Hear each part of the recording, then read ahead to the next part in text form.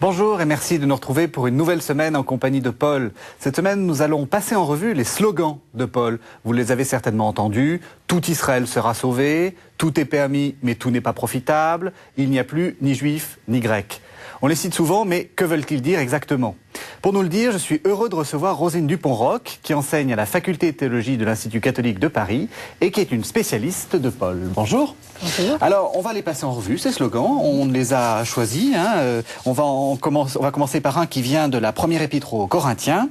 Nous prêchons un Messie crucifié, scandale pour les Juifs, folie pour les Grecs. Alors, qu'est-ce qu'il faut comprendre de ça? D'abord, dans quel contexte il le dit? Paul s'adresse aux Corinthiens et il essaye de remettre, comme toujours, il remet les pendules à l'heure. Donc il va s'opposer à la tendance des Corinthiens qui est au fond d'avoir trop bien compris l'évangile de la résurrection. Ils sont trop bons élèves. Ils sont trop bons élèves. Ils sont déjà ressuscités, ils ont l'esprit du Christ et donc ils vivent à leur guise puisqu'ils sont libres, n'importe comment. Évidemment, n'importe comment.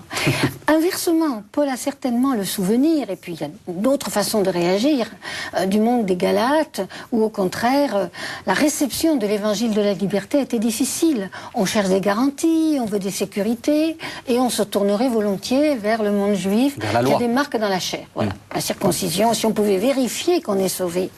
Et Paul va renvoyer ces deux mondes dos à dos. Il va les renvoyer dos à dos.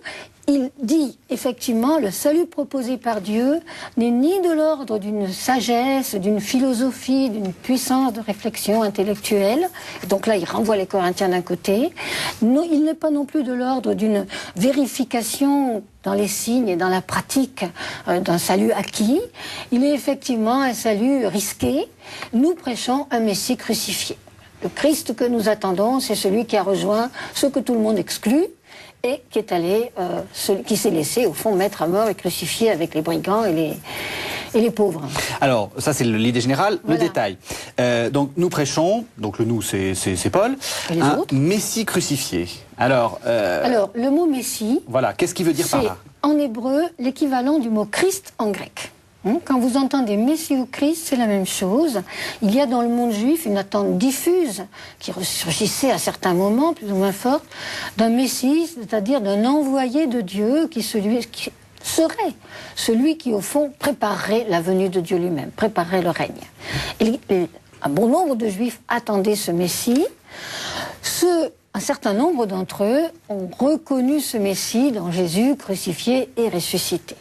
Et donc Paul est obligé d'annoncer, il annonce ce Christ, mais au Corinthe, il annonce ce Christ crucifié et ressuscité, parce que la crucifixion en soi, ça mène à la mort. Oui. Il n'y a rien d'autre. Mais relevé par Dieu, ressuscité, reconnu comme, au fond, le Fils de Dieu.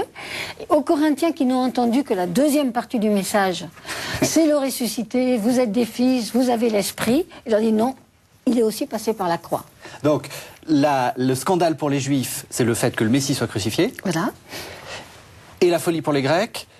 C'est le fait qu'il soit passé, c'est aussi le fait que le Messie soit crucifié. Que celui qui est le Fils de Dieu soit mis à mort avec les esclaves, les brigands, les gens que tout le monde méprise. Alors comment, maintenant, il faut l'entendre, cette phrase, actuellement là? Est-ce qu'elle a encore une actualité, comme on dit à la télé? Elle a une actualité. Elle a une actualité, nous ne sommes plus les Juifs, les Grecs de l'époque, mais elle a une actualité par sa puissance de renversement. Au fond, il s'agit de repousser, de renverser toutes les recherches de garantie de salut. Toutes les volontés de mettre la main sur une certitude. Soit du côté des Grecs par la sagesse, la philosophie, la science, la connaissance, la puissance. Voilà, moi je sais, je suis sauvé, la connaissance même de Dieu. Oui. Soit du côté du scandale pour les Juifs, du côté de la pratique, d'une volonté de marquer dans la vie quotidienne la certitude, la garantie d'un salut. Et nous n'en sommes pas indemnes de ces deux tentations. Et Paul dit non, ni l'un ni l'autre. Il faut maintenir une voie moyenne. Non, il ne faut pas maintenir une voie moyenne. Il y a une autre voie qui est complètement inouïe, qui n'a rien de moyen. Il faut accepter de donner sa vie avec le Christ. Reconnaître le Christ qui a donné sa vie comme le ressuscité. Merci.